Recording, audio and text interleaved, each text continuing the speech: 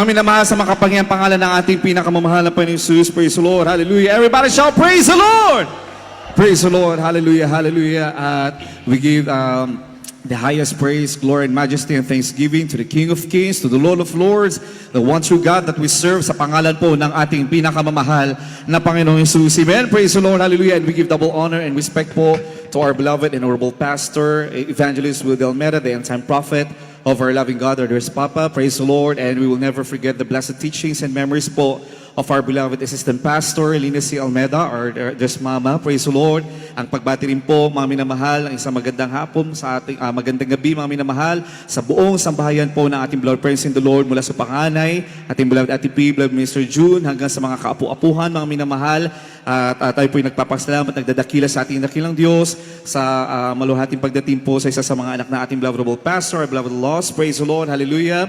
Beloved Minister Den Sopenya. Praise the Lord. Beloved Maine Esguera, praise the Lord, Gray, and Gavin, praise the Lord, maging sa lahat po ng mga manggagawang aming kasama, praise the Lord. Ang pagbati rin po sa lahat, mga minamahal na mga pinagpala mga manggagawa, katuwa ng ating beloved pastor, blessed ang pastor sa dako ng Baliwag. Palakpakan po natin ating pinakamalapay noon sa panguna po ng ating beloved ordained preacher, praise the Lord, hallelujah. Kuya beloved Kuya Fred, praise the Lord, hallelujah. The assist sa kanyang buong sambahayan ng mga minamahal, sa lahat po ng mga manggagawa, mga awit, mga manunugtog, sa inyong pong lahat mga minamahal, lalo pa sa mga bisita na naririto mga minamahal. Welcome to the royal family of our loving God. Everybody shout, praise the Lord! Kayo po mga minamahal, tayo pong lahat ay pinagpala, amen? Sa unang krusada mga minamahal na idinao sa lugar na ito mga minamahal, isang dakilang pagpapala, mga minamahal na tayo ay muling binigyan ng kalayaan upang ating madakila, maitanghalang kapangyarihan, mga minamahal ng ating pinakamamahal na Jesus sa banal na gawain, banal na misteryo ng ating pinakamamahal na Panginoon ng Jesus Miracle Crusade International Ministry na ito pinaunahan ni ng ating ginagalang malapastor, our beloved Pastor Evangelist Will D. Almeida, praise the Lord, hallelujah. At ang buong pong pagkakataon mga minamahal ay atin pong ibinibigay sa ating beloved Lords Almeida Awas, praise the Lord, hallelujah. Amen. Praise the Lord. Hallelujah. First and foremost, I'd like to give all the highest praise, glory, and honor to our loving Savior, there is Jesus. Amen. Hallelujah. And of course, I give double honor and respect to our beloved honorable pastor, Evangelist Will Estrada Almeida. Tayo po'y makaupo na our beloved brethren, our beloved newcomers. Pwede po kami makaupo. Amen. God bless you all. I'd like to give all the double honor and respect to my beloved dearest Papa, our beloved honorable Evangelist Will Estrada Almeida, nasa dako po ng Maynila. And of course, my dearest Mama will never forget the blessed teachings of our beloved assistant pastor, Lina C. Almeida, nasa piling ng ating mahal na Panginoong Jesus. Amen.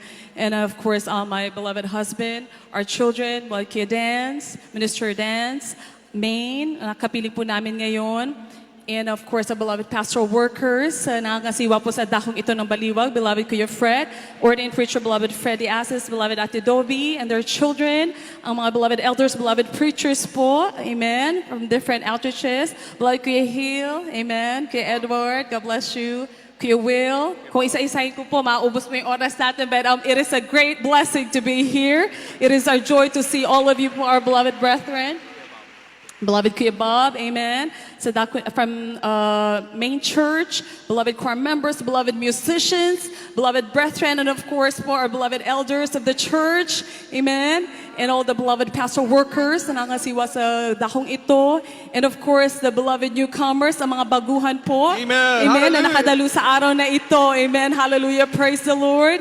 Welcome to the true church of the living God. Amen. Now, we were so blessed po. While on our way here, nandyan po na, of course, my beloved family po sa Dako na Maynila, beloved Ate P. Kuya June, pinangunahan po na beloved Ate P. Kuya June, and the rest of our family po. We give God all the glory. Praise the Lord. Napakalaki po ng pamilya ng ating mahal na Panginoong Jesus. Amen. At lalo pa pong lumalago at dumadami. Amen. Ang mananampalataya. Amen. Leading praise of our noble pastor, Evangelist Will Estrada Almeida. Talagang kaligayahan po namin na makapiling kayo ngayong araw na ito. And of course, it will never be complete without the beloved newcomers. Kayo po ang pinalalangin ng tao ng Diyos. Amen. Ang mga baguhan na nakapiling natin ngayong araw na ito, I believe you were listening to the blessed testimonies we heard earlier today. On our way here, talagang grabe po daman-daman namin procession ng mahal na Panginoon. We were listening to the blessed testimonies Praise of the Lord. each and Hallelujah. every brethren po na tumayo kanina at ang kanilang mga testimonies. Ang kanilang mga patutuon na narinig nyo, ang pagbabago ng buhay, kagalingan ng mga sakit, same miracles and same changes will happen in your life kung kayo po ay magpapatuloy sa iyong paglilingkod sa mahal na Amen. Panginoon, tatanggapin ng mahal na Panginoon, amen, hallelujah, at magpapatuloy, susundin ang kanyang banal na kalooban, and all those miracles, all those blessings will happen in your life Right, amen. also. It will manifest in your life, our beloved newcomers. It is our prayer na magpatuloy po kayo sa inyong mainit na paglilingkod sa mahal na Panginoon. Magpakainit po kayo dahil napakaikli na lamang ng oras. right. Magbabalik ng ating mahal na Panginoong Jesus. Amen. That's why it is our joy to see all the beloved brethren na mainit na naglilingkod sa mahal na Panginoon. Sabi nga, ang mga himala ay nasa dating panahon pa. It doesn't happen anymore. Sabi sa Biblia na lang daw mahahanap ang mga miracles. But here in the Jesus Miracle Crusade, each and every minute of the day, each and every day, naghihimala ang Diyos na buhay. Yes. Hallelujah! Dito sa ministeryong ito, dahil naturuan tayo ng buong buo ng tao ng Diyos. Our beloved evangelist Moses Joana Almena, siya'y tinuruan tayo na salita na mahal ang Panginoon na walang kulang o dagdag. Hallelujah! Kaya ganyan na lamang ang pagpapala na himala, pagbabago ng buhay na nakamit dito sa gawain ng Jesus Miracle Crusade. We saw with our very eyes kung paano ang pagmamahal ng ating beloved pastor sa mga kaluluwa. Sabi nga namin, matutulog na lang ang Dearest Papa. Isasatabi pa na Dearest Papa ang kanyang pagtulog. Hindi importante sa ating beloved evangelist Wilde Almera ang pagtulog dahil napakadami pang kaluluwa ang kailangang agawin sa kamay ng kaaway. Amen? Kaya ganyan na lamang. Bumibilang by the thousands, by the millions, Yes, ang mananampalataya Hallelujah, ng Jesus hallelujah. Miracle Crusade. Each and every one of us here may patutuon ng pagbabago, patutuon ng pagaling ng karamdaman. Hallelujah! Ngunit mga bonuses lamang po yan. Those are extra blessings only. That what we are grateful for and what we are praying for is eternal life with the Lord in heaven. Amen. Hallelujah. Yan ang promise ng ating mahal na Panginoon. Amen. Kaya ang araw na ito hindi aksidente, our beloved newcomers. Amen. Kayo'y mahal ng Panginoon. Yes, amen. Mahal kayo ng Diyos. Kaya Yes, kayo amen. naririto Hallelujah. ngayon. Hallelujah. Amen. I'd like to share just that last June, for beloved brethren, as I was hearing all the miracles and testimonies, I just wanted to share also last June, we were in Cebu for church engagement po, spiritual obligation po. Nandiyan ang, hindi naman po lingis sa inyong kalaman, tinamaan po sila ng bagyong Odette a few months ago. And talaga nakita po namin yung effect ng bagyong iyan sa dako ng Cebu, sa Central Cebu. Nakita namin even buildings na matitibay talagang mga natuklap, nasira. So imagine na lang po yung grabing lakas ng bagyo na yan. And even our central outreach po sa dako ng Cebu ay natangay po yung gitnang bubong. So pinasok din po sila ng tubig. At nandyan na nawala po ng kuryente ang buong Cebu. At nasa news po yan, alam natin pong lahat kung gaano kalakas yung hangin at ulan na yan. And one of the outreaches po sa dakong iyan, I believe it's Kaubian Island. Meron po tayong Bible study dyan under Lapu-Lapu City. And nasa news po, after dumating ang bagyong Odette, nasa balita na siya'y na-wash out. Na-erase na siya sa mapa. Eh may mga kapatiran po tayo sa dakong yan. Kaya natakot po medyo nag-worry po ang ating beloved pastor workers sa dako ng Cebu. Sabi nila, kamusta ang ating mga beloved brethren? Kasi kung tayo dito sa central ng Cebu, grabe yung sinapit natin. Hanggang ngayon, mga 2-3 weeks wala silang ilaw. Pero that time, it was just a few days after, ang sabi, wala na, na-wipe out. So nandun po yung worry ng ating beloved workers sa dako ng Cebu. Kaya dali-dali po nilang pinuntahan ang dakong yan. You have to imagine ilang days na pong walang ilaw. So wala silang malamig na tubig. Talagang pag nag-service, wala generator na maliit ang gamit nila para lang makapagdaos ng gawain. At pinuntahan po nila ang dako ng Kaubian Island na yan. And it was Brother Jose Segundo na bahay, doon po nagdadaos ng gawain. Alam po natin kapag bagyo, ang pinakamalakas ay nasa gilid ng dagat. So if you live by the sea, laging unang pinapalikas ng gobyerno is yung mga nakatira sa gilid ng dagat kapag dumarating ang bagyo dahil dyan ang pinakamalakas na hangin. So imagine po ang bahay ng ating beloved brethren, isang maliit na kubo, tapos talagang very simple po. Nipahat, ganun.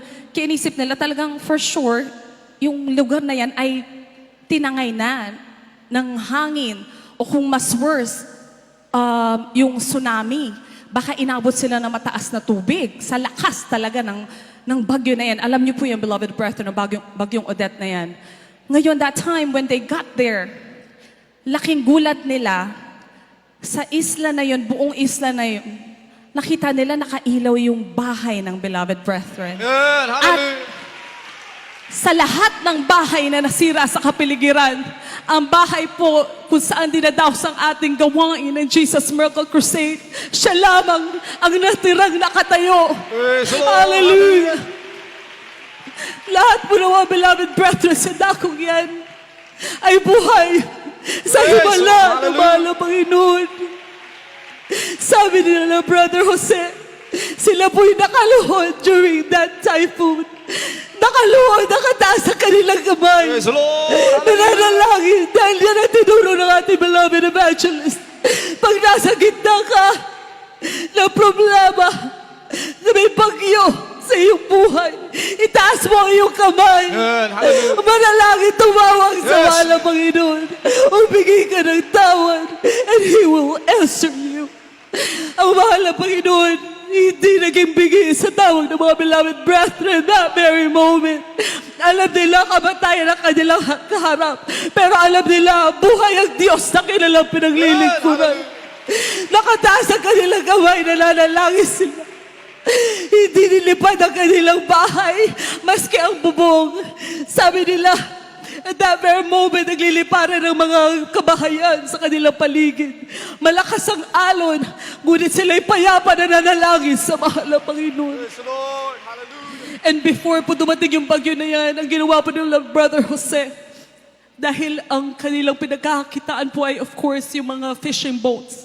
Ang kanilang bangka ay kanilang inilagay sa ilalim ng sand. Dinig po nila yan sa ilalim o ng lupa para hindi po yan madala ng hangin o ng lakas ng waves. So, dahil nga sa lakas po talaga nawala po yung boat na yan. Nawala po yung kanyang fishing boat. At nananalangin siya, mahal na Panginoon, yun lamang ang aking source of income. Mahal na Panginoon, pag-ingatan niyo po ang aking... But they are more thankful to the Lord for preserving their life.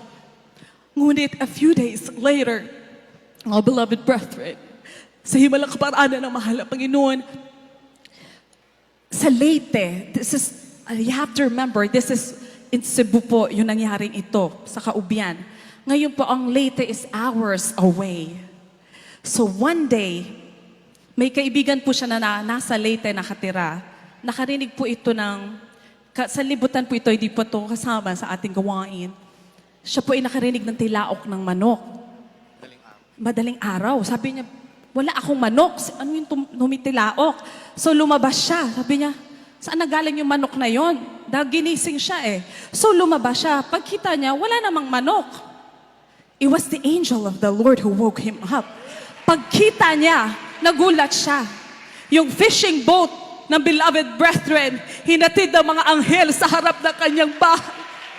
Hallelujah! Wala po itong sira, our beloved brethren. Praise the Lord. Hallelujah. Ganyan magpala ang mahal na Yes, Panginoon.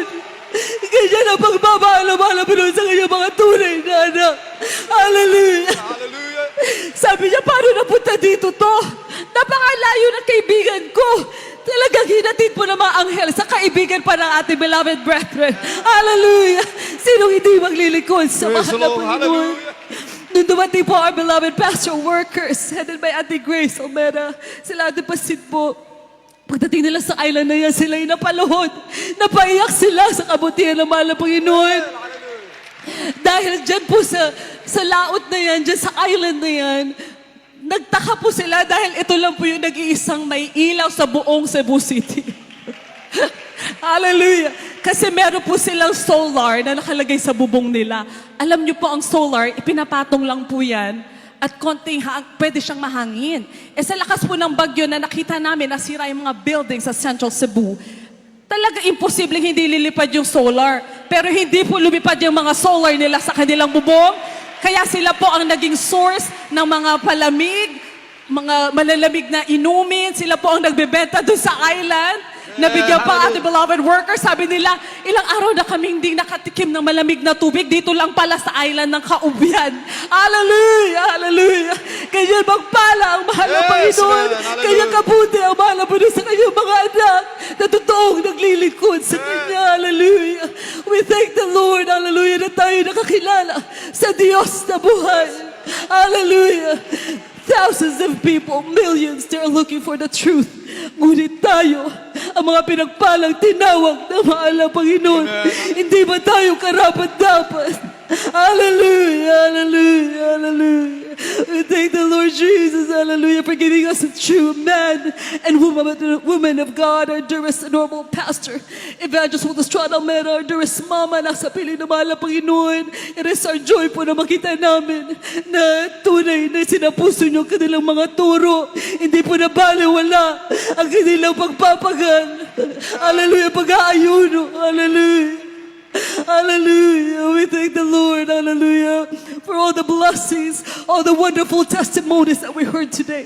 And the beloved newcomers, hallelujah, patuloy po yung magpakainit sa paglilingkod sa mahal na Panginoon. And would like to offer a song of praise to our loving God entitled Made Me Glad. Ang mahal na Panginoon lamang ang tanging nagpapasaya sa atin. Right, amen. Tanging pinasaya mula sa buhay na puros laban ay problema, sinumpa na buhay dahil tayo ay nagabing ng kaaway. He brought us into a life of promises, Yes. a promise of eternal life. Yeah. Hallelujah, hallelujah.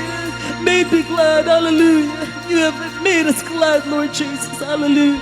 Sing with us, beloved brethren. If you know the song, you can worship along with us, amen, hallelujah. So Lord, Love you all. tatay tumayo ang mga minamahal magpuri, magpasalamat, at imisan ang dakilain ang makapagnayang pangalan ng ating pinakamamahal na Jesus. Praise the Lord.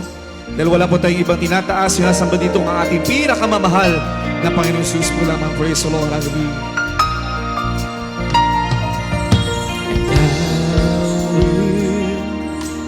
Bless the Lord forever.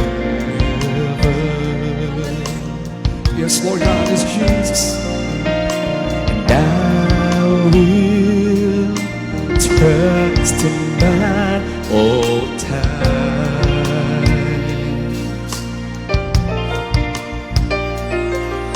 'cause He has delivered me from all fears,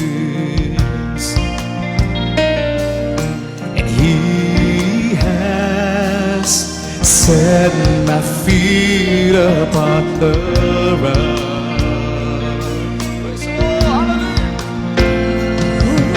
And I will not be moved,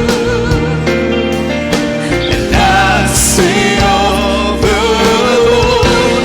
You are my shield, my strength, my portion, deliverance,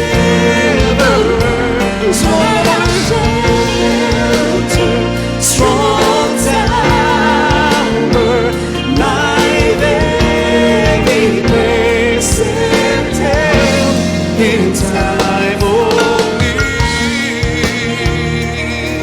Hallelujah, hallelujah, hallelujah.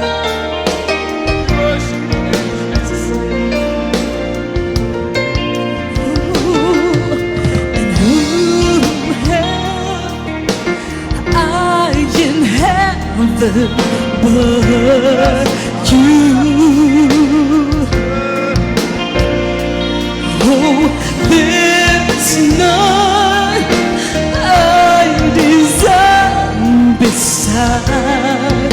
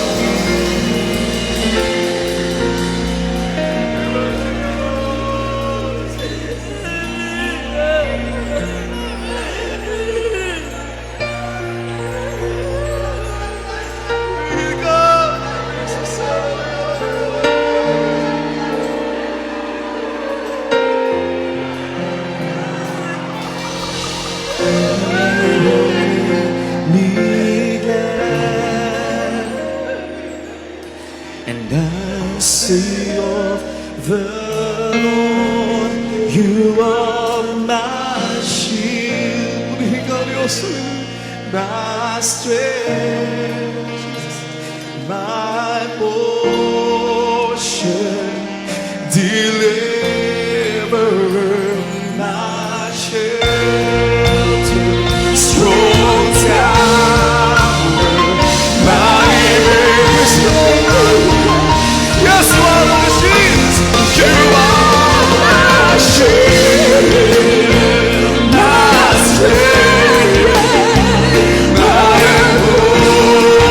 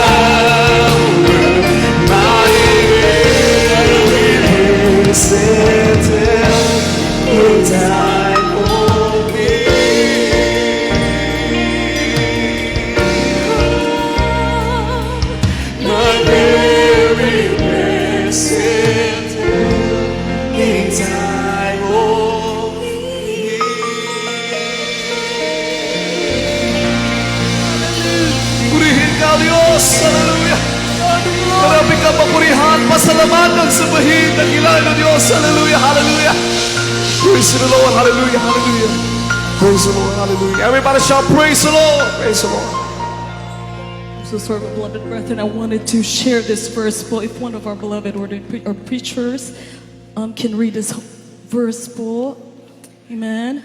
Mark 11:22 to 24 in English and Tagalog po. Amen.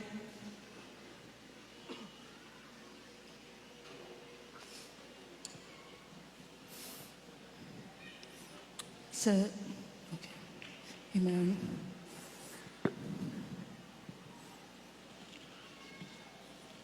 Mark 11:22 to 24 po. Amen. From the Gospel of St. Mark, chapter 11, verses 22. To 24 po. 22 to 24.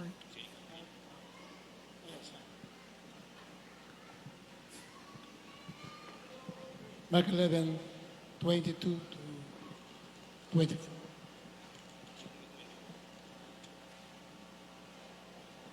And Jesus answering said unto them, have faith in God.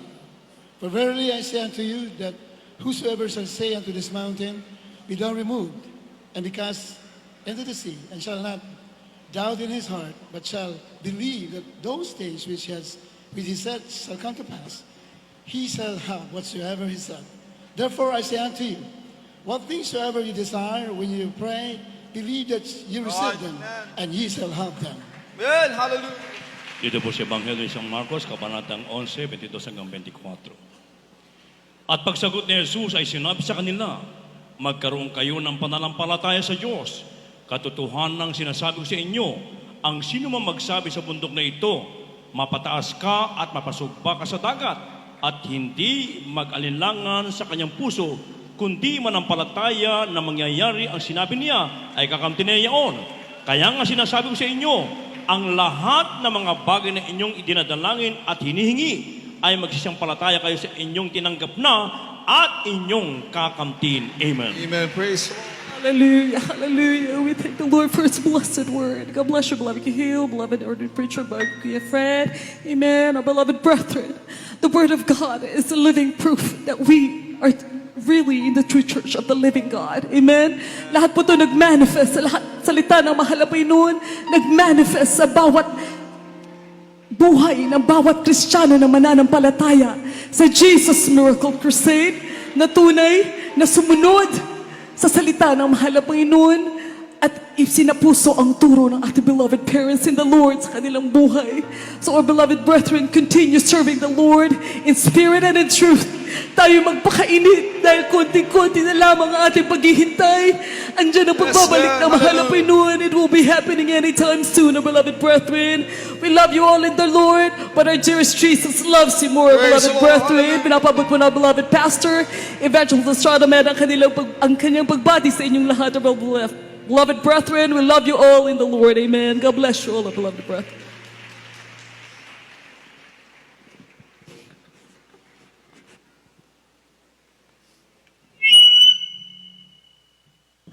Praise the Lord. God bless you po sa ating mga beloved